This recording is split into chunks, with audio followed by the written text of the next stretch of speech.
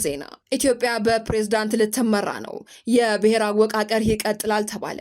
አገሪቱ የምትከተለው የመንግስት ስርዓት ምን ይሆን ለሚለው ተመካካሪዎቹ ኢትዮጵያ በፕሬዝዳንት ትመራ በሚለው ላይ ሙሉ ለሙሉ ተስማምተዋል ተብሏል። በዚህ የምክክር ሂደትም የአብይ አህመድ የፕሬዝዳንትነት ስልጣን የተረጋገጠ ይመስላል። ዝርዝሩን በቀዳሚነት እናደርሳችኋለን። በሽብር ወንጀል የተከሰሱት እነ ዮሐንስ ቧያሌው የቀረበላቸው የይቅርታ ሰነድ ላይ አንፈርምም ማለታቸው ተሰማ።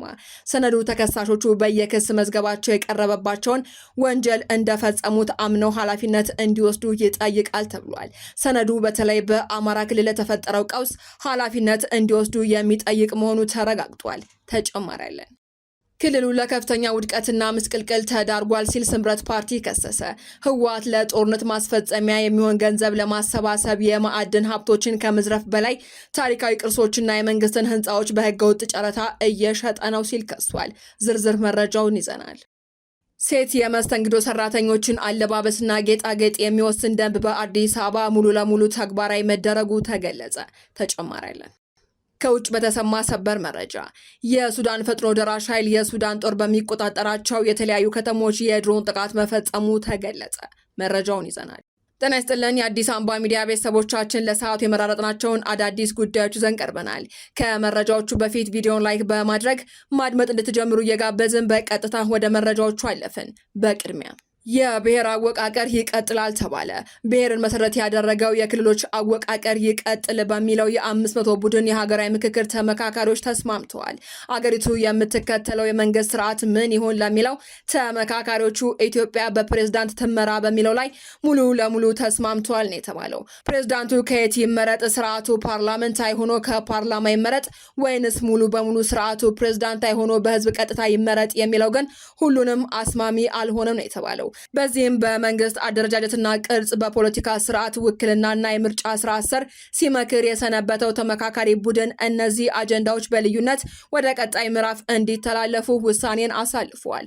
የፌዴሬሽን ምክር ቤት አባላት ውክልና ምን ይመስላል የሚለው ሌላው በልዩነት ያለፈ ንዑስ አጀንዳ መሆኑ ተረጋግጧል። ከ300 በላይ የሽብር ተከሳሾች የቀረበላቸውን የይቅርታ ሰነድ አንፈርም ማለታቸው ተሰማ። ከአማራ ክልል ቀውስ ጋር በተያያዘ በሽብር የተከሰሱት ከ300 በላይ ፖለቲከኞች፣ ጋዜጠኞችና ሌሎች ግለሰቦች በይቅርታ ከእስር እንዲለቀቁ ሂደት መጀመሩ ተገልጿል።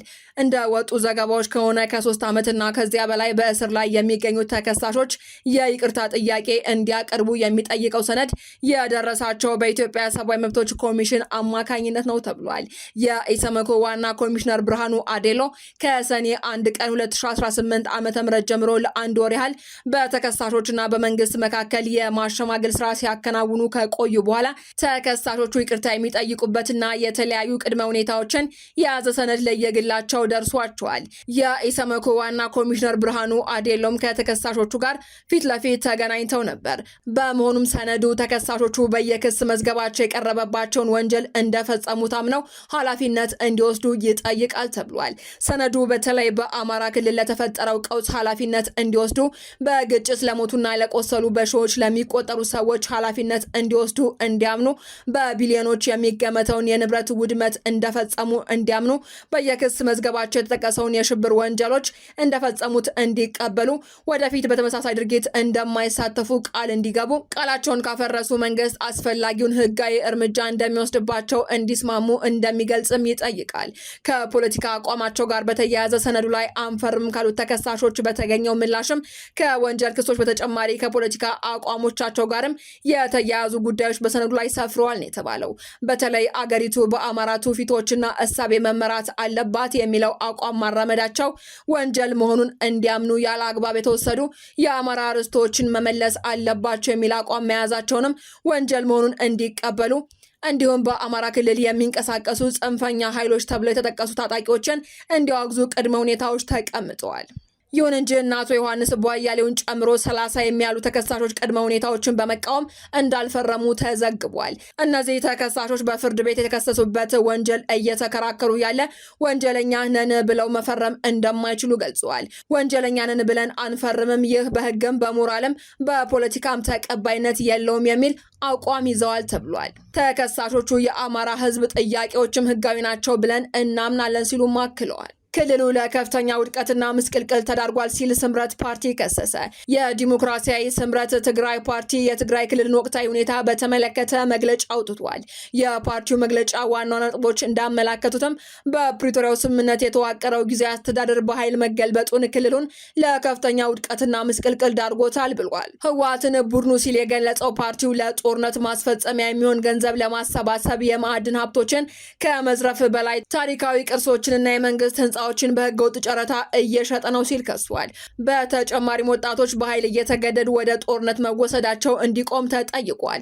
የታጠቁ ወጣቶችም ህይወታቸው እንዲታደጉ ፓርቲው ጥሪ አቅርቧል። ፓርቲው ከሌሎች ስብስብ አካላት ጋር የሰላምና የለውጥ ምክር ቤት በማቋቋም አፋኙን ስርዓት በሰላማዊ መንገድ ለመቀየር እየታገለ ይገኛል ብሏል መግለጫው። ህዝቡ አጥፊዎችን ለህግ ለማቅረብ መረጃዎችን እንዲይዝ የፌዴራል መንግስትና የዓለም አቀፉ ማህበረሰብም የክልሉን ሰላም ለማስከበር ድጋፍ እንዲያደርጉ ጥሪ አስተላልፈዋል።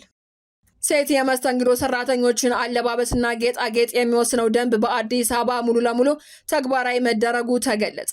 ከ5,000 እስከ 50,000 ብር የሚደርሰው የገንዘብ መቀጮን ጨምሮ ሌሎች ቅጣቶችን የሚያስከትለው ሴት መስተንግዶ ሰራተኞች አለባበስና ጌጣጌጥ የሚወስነው ደንብ ሙሉ በሙሉ ተግባራዊ እየተደረገ እንደሆነ የአዲስ አበባ ሆቴልና ቱሪዝም ባለሙያዎች ማህበር አስታውቋል።